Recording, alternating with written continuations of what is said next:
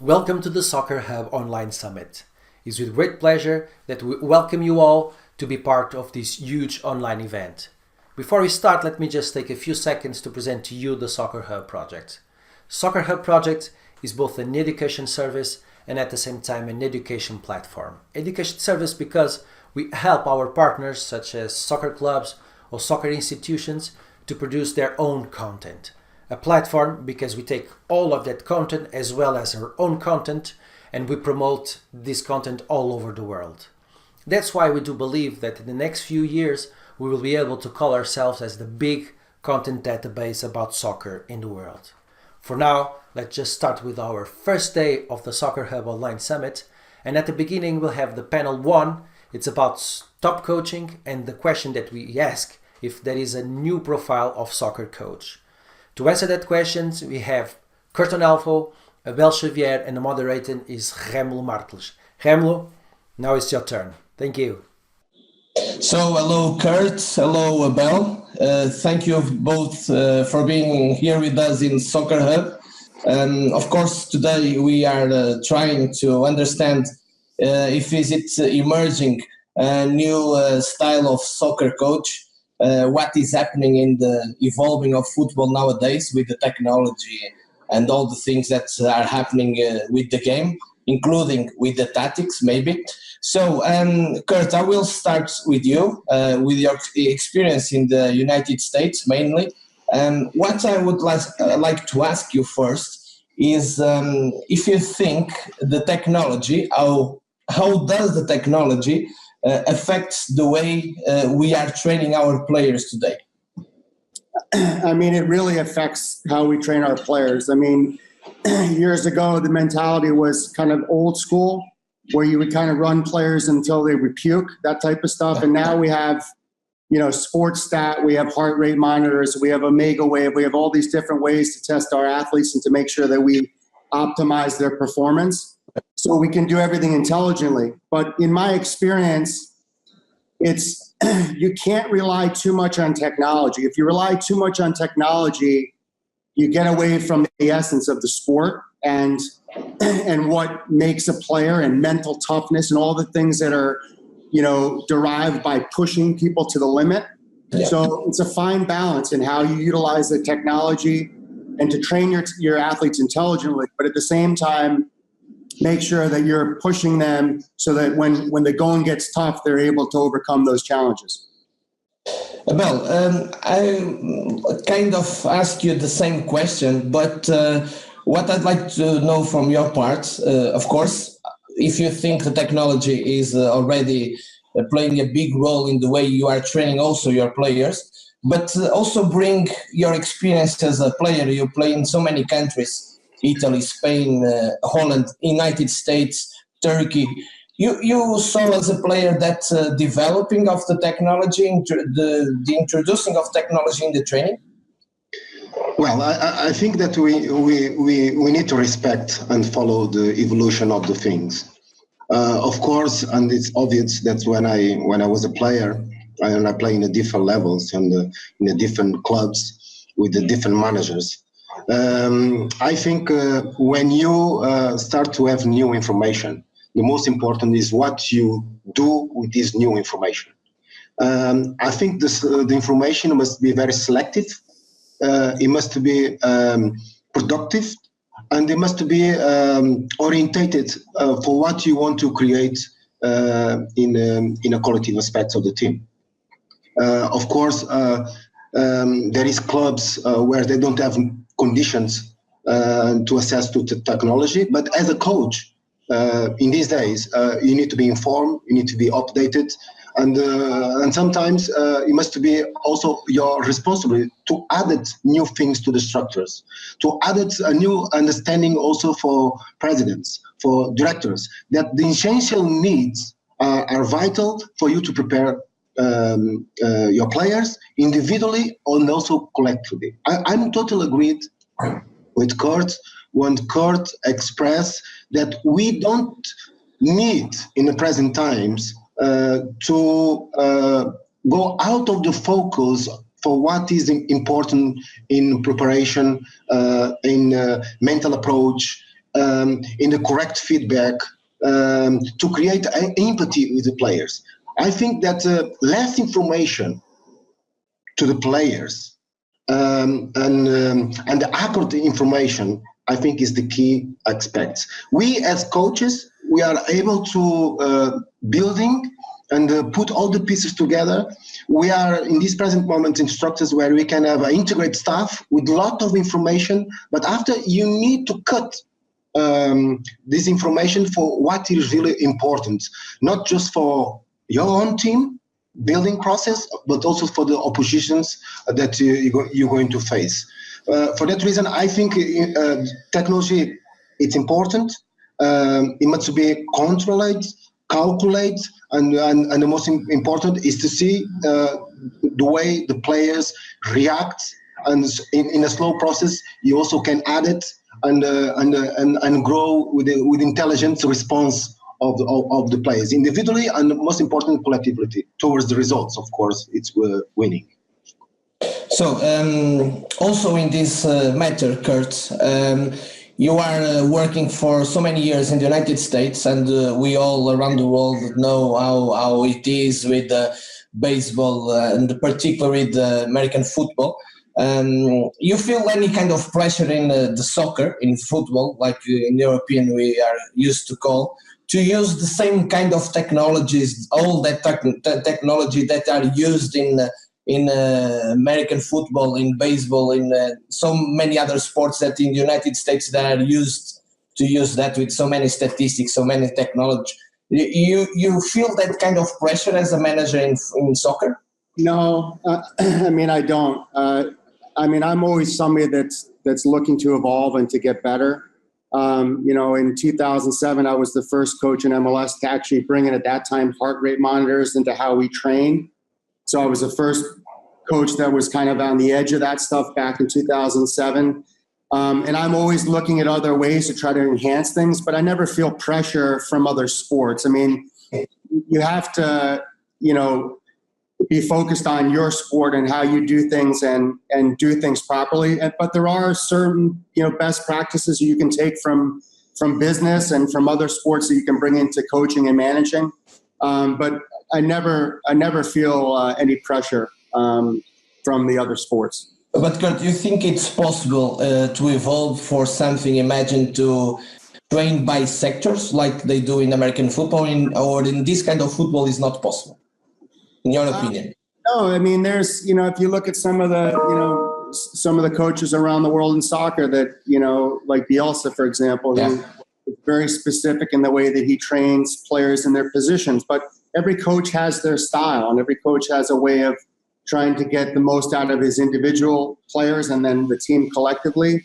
And I feel like there's a balance. I mean, you have functional training, so you train, wingers a certain way so they can cross balls and outside backs and central defenders. There's all functional training you can do that are specific to their position. But the beauty of soccer, it's a game where it's constantly in motion, and you have to be moving together. So, it's a matter of finding what works. I think Abel made a great point earlier when he was talking about giving less information. And I think, I'm not speaking for him, but from my experience, it's easier to confuse players than it is to make them understand. So in the process of coaching and the years you're doing it, you realize your message needs to be precise, it needs to be concise, so the athlete is able to receive it and then able to apply it. And it's so easy to confuse players because they have, depending on what their focus is, and when you add all this technology and all these other things that are evolving in soccer, you can confuse players. So it's I always go by the motto, it's easier to confuse them, to make them understand. So be concise and be direct and be honest with your players, and you'll get the most out of it. So, Abel, speaking on these last thoughts of Kurt, how aware do you think, in your point of view, the players are nowadays that there are so many technology around them and that there are so many ways to monitorize what they are doing? How aware do you think the players are nowadays of that tools that the manager has today to know almost everything about their performance? No, I think we need to understand that the football industry is integrated in society. And for that reason, when you understand now, for example, the youth development program of the players himself, before we are multifunctions towards the sports. We don't have this growing about see things, react to these things, prepare things for what you see, try to introduce that and putting in place in a train form. Today it's a massive boost of understanding. But the question is that when you are working a different level of quality of players, for example, we need to also to understand the differences, because if you are working, for example, as I'm working now in Africa, where there is social problems, education problems, dysfunction families, how we can form these young players in actual development of the technology. It's very difficult. For that reason, we as a coaches, we need to be clever enough to understand which environments I'm placed, which kind of quality of the players we are coaching. Because if you are talking, for example, coaching in a top club, where the money sometimes can reduce the development of former players, because you are buying expertise, you are buying intelligence of the players, we are buying players with maturity. For that reason, when you talk about price, and we're talking about the speculation of the money now, about the quality of the players, we need to understand that the players are more expensive because you also are buying the intelligence of these players to make it easy to understand their ideas, to make it easy to organize the quality factors that you're putting in place a good performance, a good style of playing, and connected with where you are located, which country, which fans you have it, which kind of philosophy you want to integrate it. For that reason, when I see my reality in the present moment in Africa, where we have a natural talent that is not developed for what they can see by technology, is developed in the streets, in the beach. It's a natural talent, they have it. How we can frame them and develop and reduce the quantitative age towards the biology age. I believe in Africa there is 4 years of gap in these circumstances. How we can reduce, how we can raise the level of competition when the people, they only think in results. And people, they think they want to win it, and sometimes they don't know the way to you win it. How as a coach, you are able to understanding the process for you to get better, but before that is to reduce the competitive deficits that you have it. And in this part, technology can help.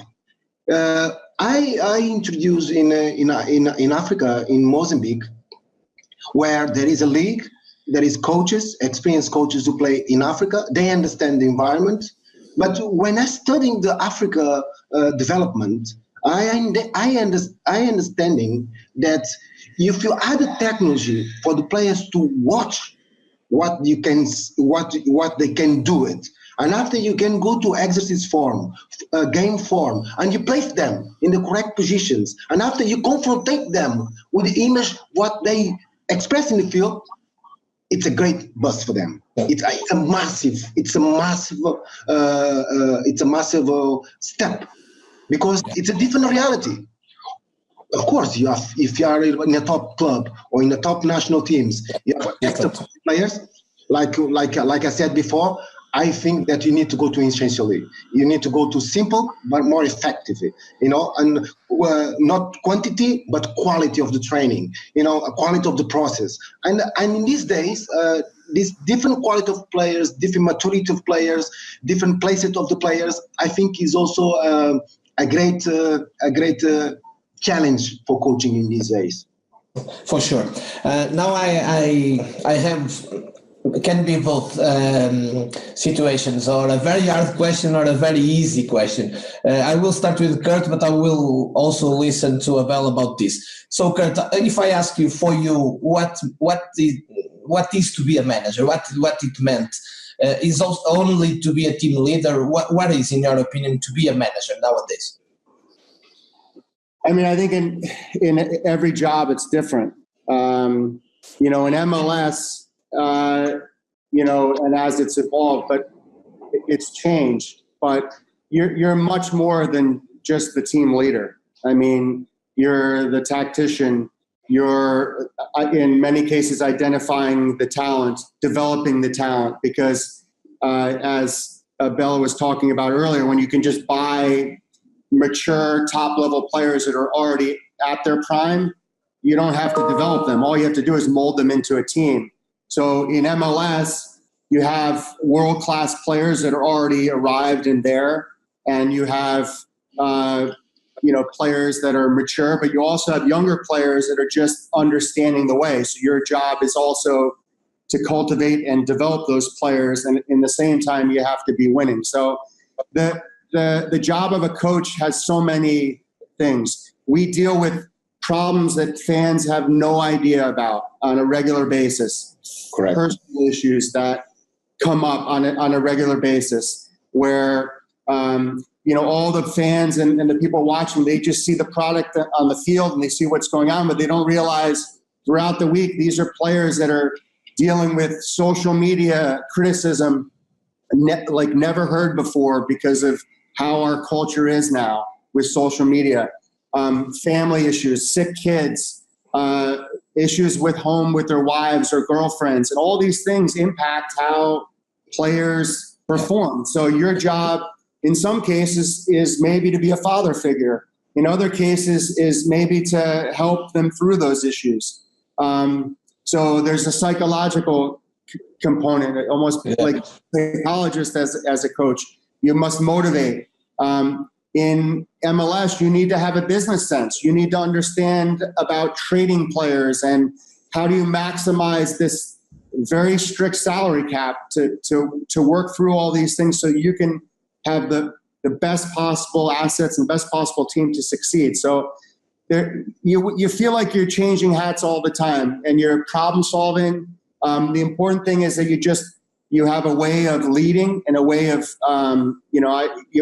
coaches have philosophies and mottos, and one of mine is, you know, we never make excuses, we find solutions. And then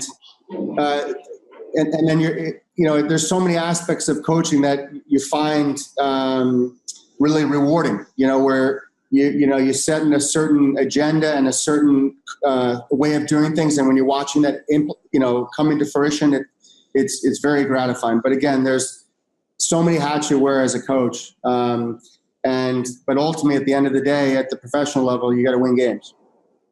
So, assuming that you're going to agree with almost everything that Kurt said, because it was a very interesting answer, I will also add to your question, what you think that differentiates a manager from another? You know, because you need to be a psychologist, you need to be a motivator, you need to know about tactics, you need to know about technology, you need to integrate a very big staff nowadays, you need to deal with and cope with social problems of your players. What do you think nowadays differentiates a manager from another? No, I think that is very important for a coach to assume that we are always in learning process. And everything is it's new. We need to be humble enough to also to see another coaches the way they. I'm not saying training because it's very hard to have this inside information, but as a coach, you can understand through the game, and that is very very obvious for me that in these days. You can realize in watching the game and understand how we can code or how we can train. There is I think there is a different challenges in these days that most of the time before we need to see the training to say the way you play. And now it's much easier for us to understanding as a coach when you see a game you can understand how that team work on a daily basis. It's very easy to understand the game form of one coach, the style of the coach, and that is very important. But like I said, but the styling of coach and the philosophy of the coach, sometimes we have different challenges because we need to adapt and adjust to the environment where you are placed. For example, in Africa, because the tactical awareness of the game is so poor, that you have quality individual players, you have a natural athletes, in fact. And one of my curiosities when I went to Africa and before my career all over the place with amazing clubs, amazing coaches, it was to picture and try to understand how can it be possible that a nation like Africa, where there is some countries where they have all the conditions, and most of the players from Africa, they are in these present days playing the top clubs in Europe, how they cannot cope in a World Cup situation with the big ones. That was one of my big questions that I really try to understand now that I'm inside. And I have my idea about these circumstances. I think that the humble side of the athletes, that during the process for them to growing in a different training or different habits or different clubs, when they go back home, they lose a little bit the humbles, also because the leadership of those who need to place these players are not correct one, are not correct framed. When you realize, I'm not talking about the foreign coaches who are not able to assume that, but understanding the social problems, understanding the education problems. You need to live in these countries. You need to go to the roots. You need to understand the country. You need to travel all the country. You need to create the surrounding of empathy with the people himself.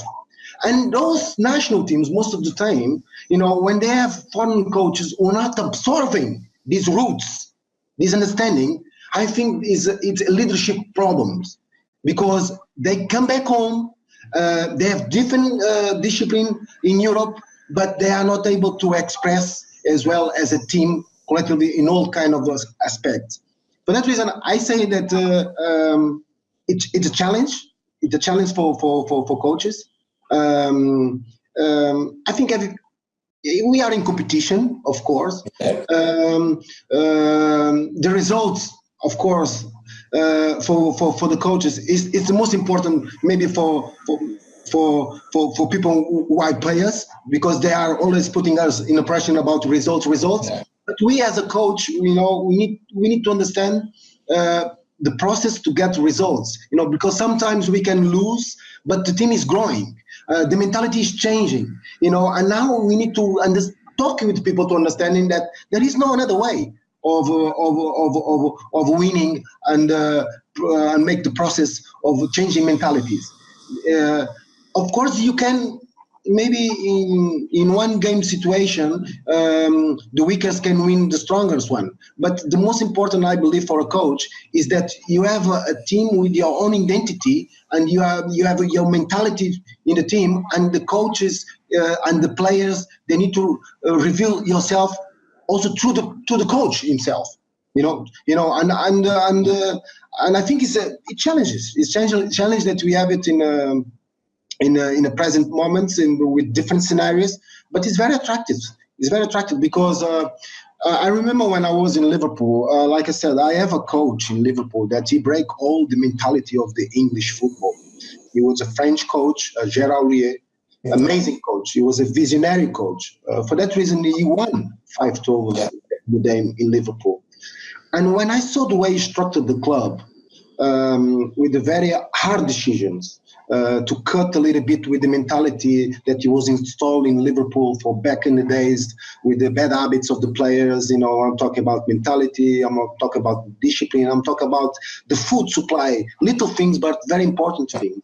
And the way he structured the club and organized the club, and with a code of conduct, and also putting in place all the information for the players to react and adjust, because the protagonists are the players, and it was amazing to understand that in the end of the day, Gérard he was ahead of many coaches.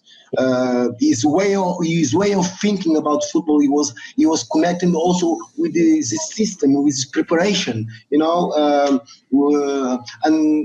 there is a rivalry between Gerard Houllier and Arsene Wenger what concerns styling of football, but back in the day Liverpool won, and Arsenal with a good philosophy of styling of playing, with the good youth development of the game and the players themselves, they don't win so much like Liverpool in a specific dates. For that reason, these are key information for you as a coach now. Picture and building this information, personalizing yourself, and try to teams where you are coaching have your identity. I think it's very important to create your own identity, or in a national team environment or in your club if you have time to do so, because result it's very important. You lose 2 games, they saying that you are not good, and football give also this kind of opportunity. Competitive people become incompetent, and maybe incompetent people become very competent. But this is football. You need to respect is like that. But I believe that in these days, as a management view, I think there is people, the decision-making people, if you explain them the process, if you have a legitimacy towards your career to explain also these people, I think you can have time. We can have time to develop, good things. So, Kurt, advancing to another theme, but all of them integrated in this point, that is understanding if is it emerging a new soccer coach profile. If there's something that evolved along the years, it's the fact that a staff, coaching staff, back in the days, maybe the goalkeeper coach, the fitness coach, assistant coach, and the manager, and now we have so many different profiles in technical staff. And what I want to ask you is how difficult it is for the leader, for the manager, to integrate all of them and get the best of them also. Yeah, so this is a great subject. But I want to say one thing about what. Yeah, of course. Before we start on this subject, at the end he was talking about the management, and I think in many management need advising, and they need to understand. Sometimes you have to take away the emotion and see the big picture. Like, coaches need time and they need some control. They don't need all control, but they need control and time. And with that, good coaches will build great things. They just will, just like Houllier did with Liverpool and all these other great coaches. So sometimes management actually needs to be properly advised and understand that. And in some cases, there are people in management that are inexperienced and don't understand that. And in time, the teams, the clubs that are, in my opinion, don't make rash decisions and understand there's going to be ups and downs, those are the clubs that end up being the most successful. But you learn that through, experience and everything else. But getting back to staffs, it's a real big challenge. When you're a head coach, you're a CEO. You're the person in charge. I personally prefer smaller staffs. Again, it's easier to confuse people than it is to make them understand. And also with staffs, everybody wants to feel like they're the reason why we're successful. Everybody has an ego. Everybody wants to feel important and wants to feel part of it. So your job as a coach is and a manager is how do you, and for me, I have a philosophy. I believe in people. I see the good in people just naturally. That's how I'm wired. So what I try to do is I try to empower the people around me, and I like to listen to their input. But at the end of the day, the coach makes the final decision. So the best functioning staffs, in my opinion, have highly competent people that in some cases may have better strengths than me in certain areas. For example, fitness is not my thing, so I need a really good fitness coach because that's my least expertise. I was a player. I don't understand the philosophy, the physiology behind all the the things that enable, athletes to perform to their optimum level. I just don't. And then you need to make sure you put together a staff that complements each other, that in my opinion, that isn't too big, because when it's too big, it's just, there's too many people that are around the club that don't have enough to do. And when people don't have enough to do, they gossip and they talk. And so all those things are important, because you want to create a culture, again, where we don't make excuses, we find solutions, you do everything right. And how you integrate all that information is really important. But if you have experts in each field that do their job and understand their roles, just like any great organization, it's extremely powerful. Before I talk to Abel, I can say in your behalf that you think that too much information is not really the better information. Not always, at least. Or I want information. I want to know everything. I mean, yeah. I like to really understand how the players function, what their lives are like, what their family lives are like. How do they learn? How do you get the most out of each person? Like, I love to know all the information, but at the end of the day, I take that information and then I make the final decision and try to implement a plan in an easy way for the players to understand, so that you can play your style and your identity comes out. Abel, so about your point of view on this matter, what do you think about the integration of so many people nowadays that normally works in technical staff with a head coach? No, I think in integrate staff, I think that it's important to have qualified people who can add expertise in a specific opinions about different content in preparation of the team, individually and also collectively. I think as a coach in these days, we need to building himself, knowing different areas. I believe that then behind the scenes, we can have meetings of positive confrontations, because when you have, like, for example, technical staff, we talk about 4 or 5 coaches. I believe that when you are building this relationship with your own staff, somehow they understand also the game. They have their own opinions.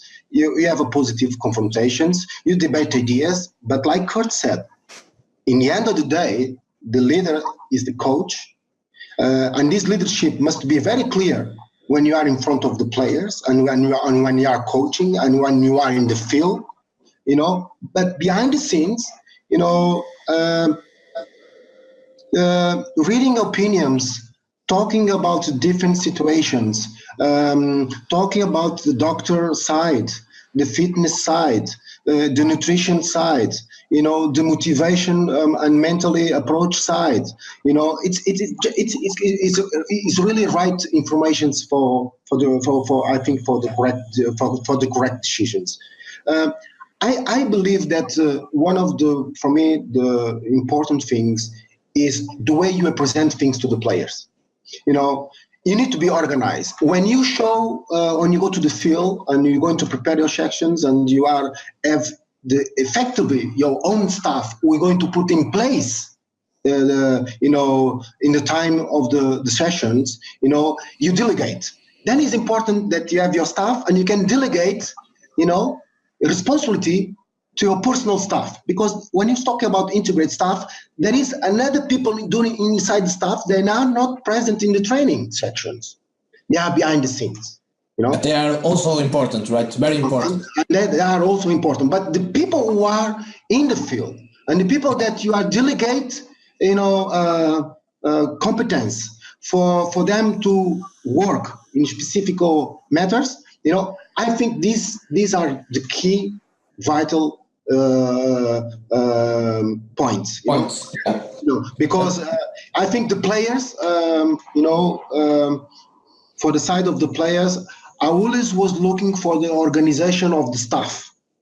You know, I was always looking for how then can if the fitness coach at his own time, which time you have his fitness coach, what you do with this time. You know, how you can link after in a qualitative session of training, how you can link, how you make the transfer of the things. You know, I think players they are very clever. Like Kulov said, there are too much egos inside the dressing room, and they understand quickly if the staff is competent, if the team is working together, or there is ruptures. And when there is ruptures, you know, then you have two players. You have two problems. You have problems with the players, and you have problems in your own staff, and then become a potential problems in the develop of the team. Yeah. Kurt, we know when we talk about soccer, football, pressure is almost a common word. It's like to say soccer and pressure are the same. Pressure is all over, particularly to a coach.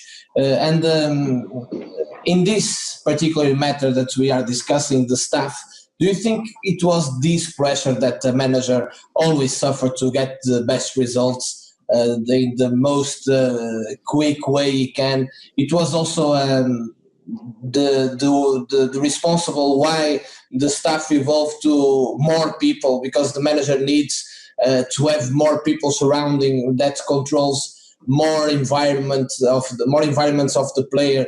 The manager needs to have more people to get more information the most effective way they can. You think it was this pressure that was evolving with the industry of football that make that also the staff, the technical staff, evolve to more people surrounding the manager? Yeah, I just think that as the games evolved and more money, you know, there's so much money involved in football. And so, you know, when you're looking at these corporations that are teams that, you know, have these assets, millions and millions of dollars of assets, just like any company, you're going to need to make sure that you're protecting your assets and you're developing your assets in a proper way. So I think just where the money is, the bigger staffs are. And where the money isn't, you have lesser staffs. And it's interesting when you watch it because for me, it doesn't necessarily always translate. You have to have competent people that work within a structure. Again, for me, too many it's not productive. It's always been a belief of mine, and I feel strong about it. And that, you know, and people want to have things to do. So you got to make sure that if you have somebody on your staff, they need a clear function and a clear roles on how they're doing things, and that's when you're a well-oiled machine, and you don't have to micromanage and everything else. And they all have to, in some way, feel like they're contributing in a positive way for your group. And entering in another theme, but all about this.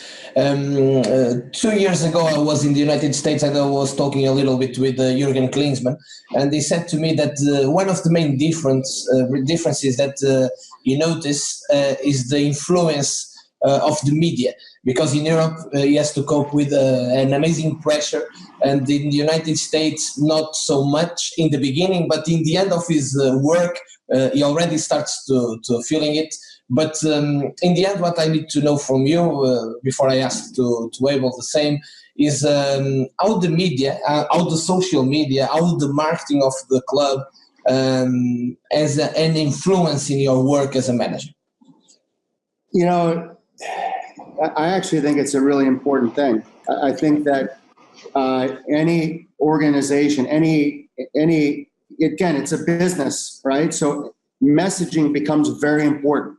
So anytime a new coach comes in or a different philosophy takes place in a club, that needs to be messaged properly to the fans so they understand what you're trying to accomplish. And if you do not message things properly, there's confusion. And then there ends up, you know, in a culture where anybody can voice their opinion, all of a sudden things can be problematic, because at the end of the day, your fans are your lifeline. You need fans to be successful. So you have to integrate relationships. You have to have relationships with your fans, and you have to message to your fans. You have to get the fans to know you and your personality, because you're the face of the club. When you're the coach, you're the face of the club. And that's how it is in the United States. So and the other thing in the United States is still a little bit different than in Europe and other parts of the world, is that we're still selling our sport. Our sport hasn't made it 100% in the US. It's pretty darn close, and there's some great things happening, but we still have an obligation to still sell our sport and get people to, instead of watching baseball and football, American football, to be watching us. So in the US, I think you need to be very intelligent how you deal with media and how you deal with the fans and how you message. And all that messaging starts from the top all the way down. And that's why the best organizations message properly. They have a clear vision on how they're going to play. They have a true identity of what they're all about. And then all of a sudden, the fans get it. They understand. They just need to be told. They need to be informed of what you're trying to accomplish. Abel, I'm really very curious, because you played, like we already talked, in Liverpool, in Rome, in Benfica, in clubs with so many pressure around them, particularly with the media. So I would love to know what you think about the media and the pressure that they have in your work. But now you are in Africa, and how different it is in there. It's different, or you have also the pressure from the media? Romulo, I would like just to add something more about of course, the previous question, when we were talking about leadership of the coaching and the skills that we need to have it, and we need to build in ourselves as a manager. As a manager, we talk about, for example, language. For example, when you talk about integrate staff, I was in a club as a player where I saw these certain managers I'm not saying limitations, because I think that in this present moment, language is an issue. Language is a problem. Communication, right? It's not just a problem like immediate communication. When you go to press conference and you are sitting with a person who is going to translate it, what you're telling. I'm going to place these situations in a train sections, for example. How can you create an empathy in your coaching style, in these present days, if you are a coach, you are not able to manage languages? I think languages it's a key important development as a coach. How more language you can speak, or you can learn, or you can study, because we are in learn process also of the difficulties to building teams. As a coach, I can be in Africa in these days. Tomorrow I can be in Italy, or can be in Germany, and this must be also for us a learning process to building also that side. Because I don't really believe, and sometimes when instructors who have money and they fail in certain players where they play very good in certain clubs, and after they are not able to produce this kind of performance, sometimes you affect directly to quality of players, and maybe it was the leadership. It was the leadership himself who are not creating the correct conditions, and can be language for that player to adapt to the circumstances where we have it in present moment. For that reason, I think as a coach himself, all more language you can knowing or you can learning, I think also it's a plus. It's really a plus. Communication is the key, right, for a manager. The communication is key all the time. Yeah. It's very clear, because if you have a person to translate the training or what you need to do, I think you are losing. Some of the message is lost. Yeah. Some of the messages are losing, and that is also going to your next question about the medias and communication. Yeah. And also in these present days, we can see that football is an industry where it's not just the sporting factors, but it's also the economic factors. It's also the image factors. 10 years ago, when I 15 years ago, when I bleached my hair and I was the black one of the black players playing with the bleached hair, I never realized what was the impact back in the day. And now we can see that the image rights now, is playing a big part in the valuation of the player. There is too much speculation in itself. Expectation himself, on which kind of player we can target the player, to make money and to valorate the player in sporting wise, economic wise, to have the sustain of the club. And for that reason, I think that in a structure, the communication is very important. Media accuracy is very important. Very important. I think we need to lose the idea of not giving the productive information. I think you need to do it that, you need to stabilize this relationship, very honest and very correct with the fans, because the people must to realize and must understanding your work. Yeah. Back in the day, you think don't give too much information because you are giving information to the opposition. You are in competition. Why you are giving so much information? I think, I think now in these days, I think you need to go a little bit over these kind of things, because the information it's out there. We understand, but if you have your own convictions, it's also with this kind of building of competitions that you become better. We are. How it is in Africa? It's different or it's the same? No, in Africa, okay, we need always to understand the cultural side of the things. Yeah. We need also to understand the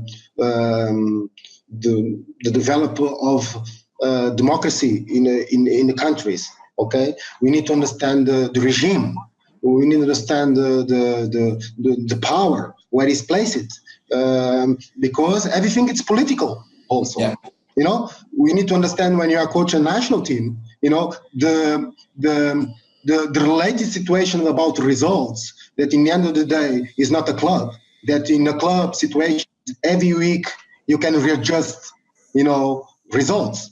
In a national team environment, one game in a FIFA date, you can after added the preparation games and you have one game each month, during 1 month, we are talking about your own results.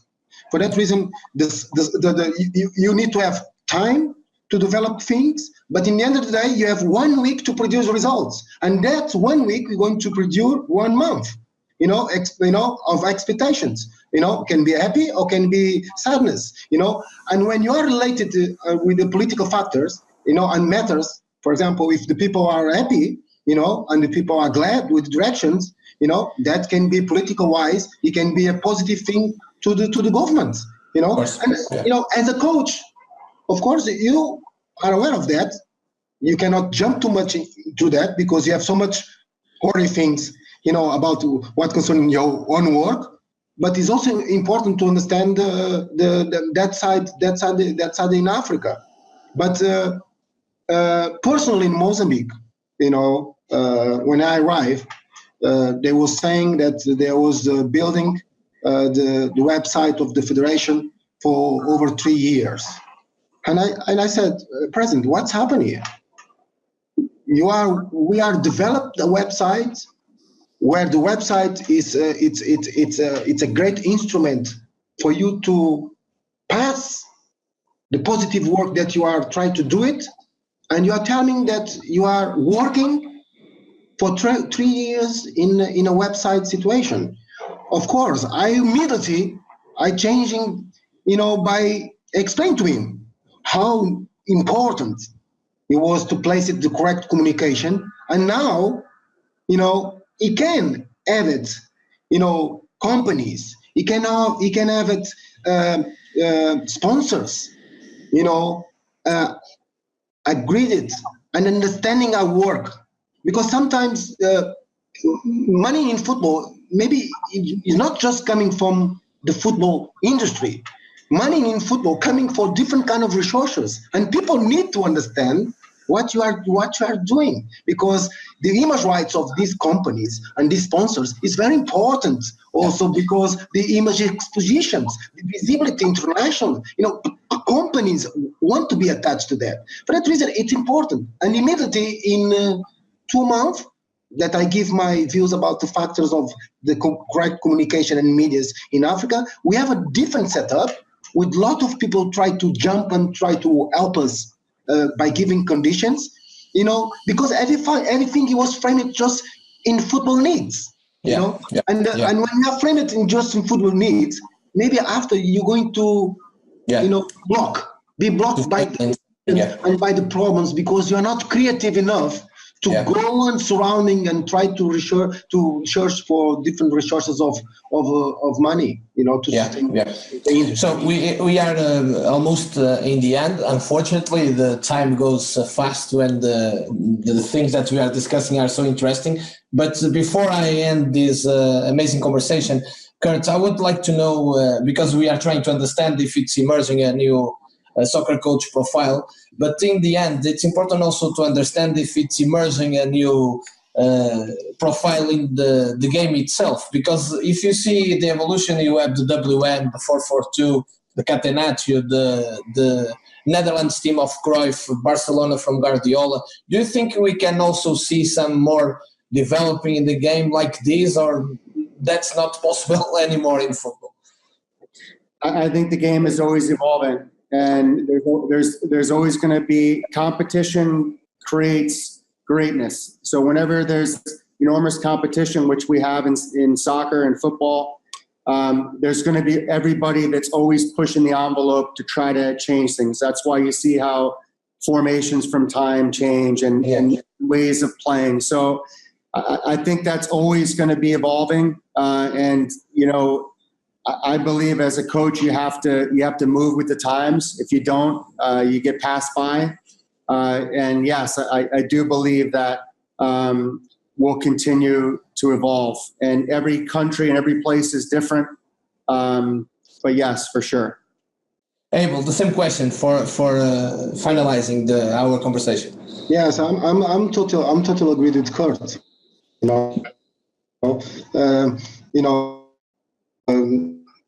Different circumstances apply different matters, and I believe in these days we are watching with certain coaches, with certain teams, unbelievable understanding about the qualitative aspects of the game, amazing things. And we as a coach, we need to be very realistic. It's like which environment where I am in this moment to put my own identity, my own philosophy, and to get results. Of course, when you are building your career, you have this information for what the other teams and another coaches also,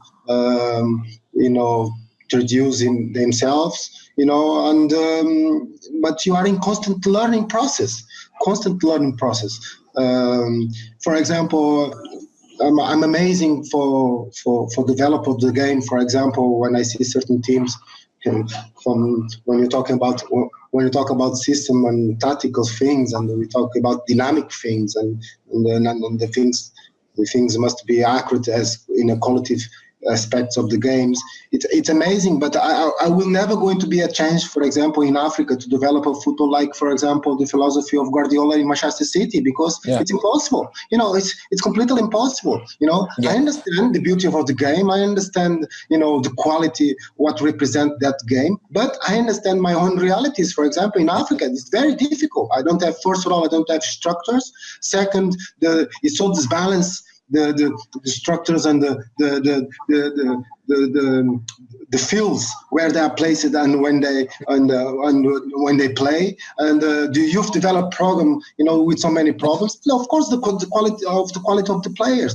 For that reason, I think for us as a coach, we want to have competitions by difficulties, And I think that is the beauty of the game and the beauty of competition. I think it's going to grow, and personally I like that, because it forces all coaches you know, Be better. to compete, and of course an aspect for the results. So Abel and Kurt, it was a great pleasure of mine. I hope all the viewers in this Soccer Hub Online Summit feel the same in the end of this conversation. It was great. Looking forward to talk with you again later, and thank you again. Thank you, guys. It was a pleasure. Kurt, thank you so much. It was a pleasure. I know that you have good friends in MLS, because it was great years that I have in MLS back in the day.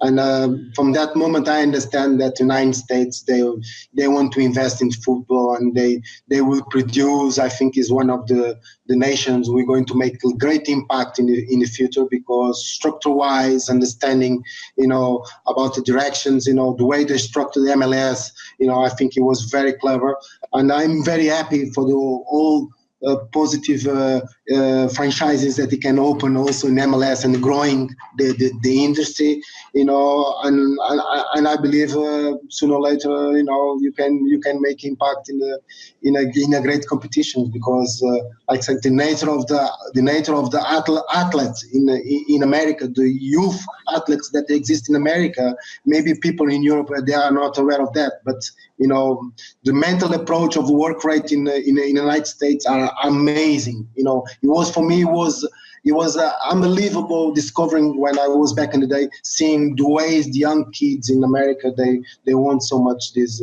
the football. I believe we have a very, very strong mentality, and I agree with you.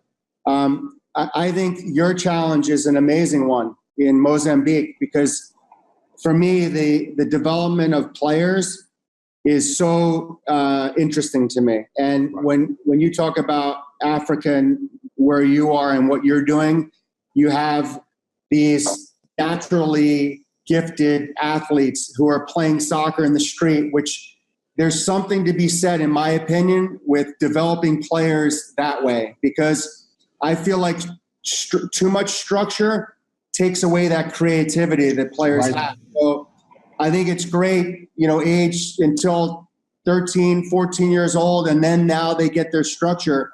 But if they have that naturalness and that authentic, organic way of learning to play soccer, I'm sure that's really gratifying for you. So I wish you all the best in that endeavor. It probably is an interesting one.